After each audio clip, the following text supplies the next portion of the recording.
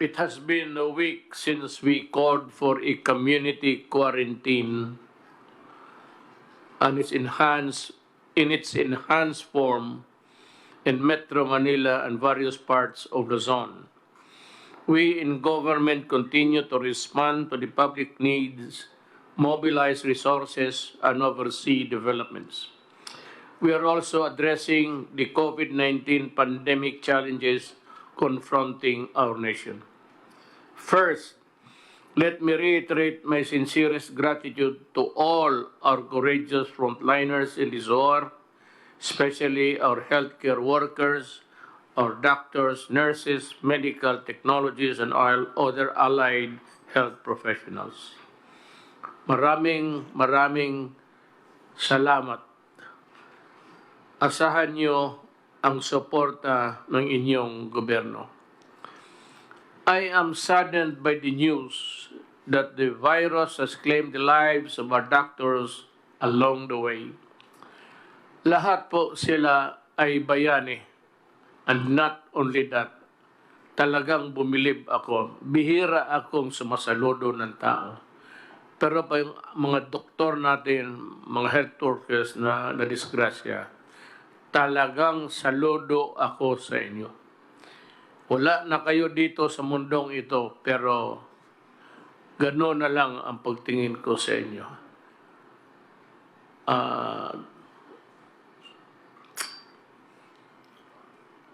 To the able officials and staff of the Interagency Task Force on Emerging Infectious Diseases, thank you for staying on top of the situation. To the brave men and women of the Armed Forces of the Philippines and the Philippine National Police, thank you as well for ensuring peace and order in these trying times. I also thank the rest of the frontliners to ensure that the basic services are provided to our people, from those manning various government agencies, groceries, banks, food, establishments, and delivery services, among others. Maraming salamat po. To the gracious members of the private sector who are foregoing profit to elevate the suffering of our people, to the valiant volunteers who are bravely supplementing our frontliners, to the noble civil society organizations who are working tirelessly in calling for donations and performing charity work, thank you very much for your kindness, compassion, and generosity. I especially thank Congress for granting the Executive Department with special powers through the Bayanihan to Head as One Act, to the Bayanihan to Heal, to Heal as One Act, to effectively respond to the challenges caused by the COVID-19 global pandemic. I particularly thank Senate President Vicente Soto III and the House Speaker Alan Peter Cayetano for the strong and decisive leadership you have demonstrated in shepherding this measure to fruition during this critical time in our national history. To the members of both houses of Congress who sponsored and voted for this measure, I express my sincerest gratitude to all of you for granting our most urgent requests. Finally, the Executive Department can move, decide, and act freely for the best interest of the Filipino people during this health crisis.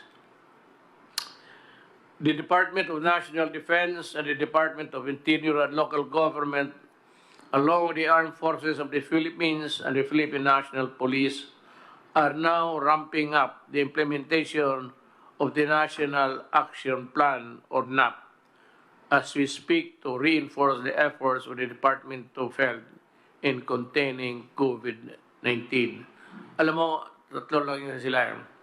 Department of National Defense, Department of Health, Department of yung kay Rolly, DSWD, and the DILG. One of the most important uh, departments that are now in action.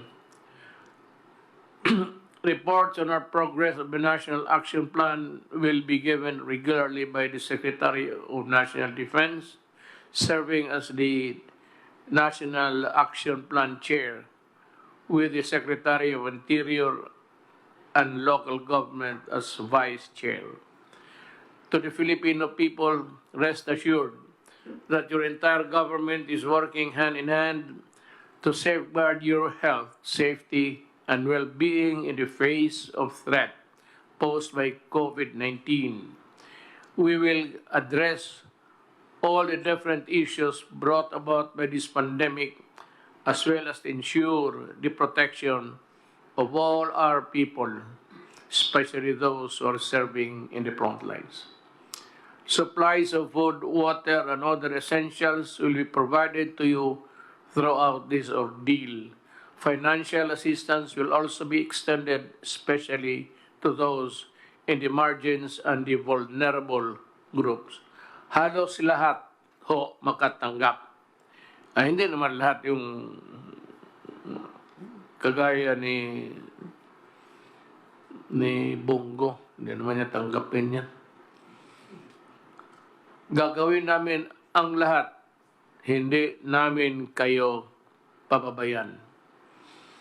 I now call on every Filipino to participate in this war by following the guidelines and set the national government and your local officials. Nothing is more important than your cooperation. I repeat, stay home, huwag matigas ang ulo. The outcome of this war depends largely on you as well. I also call on relevant agencies to ensure the speedy delivery of basic medical supplies and equipments to health facilities. From the approval, importation, and to delivery, everything must go smoothly to make sure that we do not waste time. Alam mo, isang bagay talaga na alam ng lahat is itong padili-dali, patamad-tamaran. Kailangan pagpasok ng papel, process mo kaagad, ilinya mo yung, you line up the tables where the papers should go, one after the other, para madali. Cut red tapes. I do not want red tapes. I do not want so many questions. Pagka sinertify ng isang government employee, I said, do not commit the mistake and we will all be happy and comfortable. Huwag ninyong, kung gusto ninyo magloko, huwag ninyo itong panahon na ito. To my fellow public servants, let us set aside our differences and work in solidarity to overcome this pandemic. We only have one common enemy, and that is COVID-19. Our transparency, integrity, accountability, and responsiveness are needed, and I expect all of you to exercise all these in safeguarding our fellow Filipinos. As President, I assure the public that the government will be on top of this situation at all times. We will not leave anyone behind. Sabay-sabay natin labanan ang COVID-19 para sa kabutihan ng lahat. I ask the entire country for your patience, understanding, and utmost cooperation. With your support, I am confident that we will emerge triumphant. Nothing is more formidable and resilient than the Filipino spirit. Matindi ang kalaban, but we will not surrender. Hindi tayo susuko, tayo ay lalaban. Yes, things will not be easy, And we Filipinos are tough. Mas malakas ang Pilipino sa anumang hamon.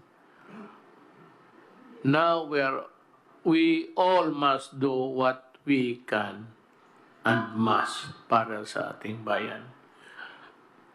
I look forward to the day that we, the Filipinos, can finally claim victory of this war and emerge as stronger and more united Filipinos and Philippines.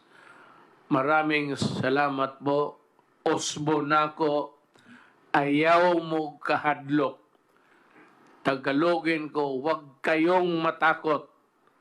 Nandito yung gobyerno ninyo para kayo pagsilbihan at totoong pagsilbihan.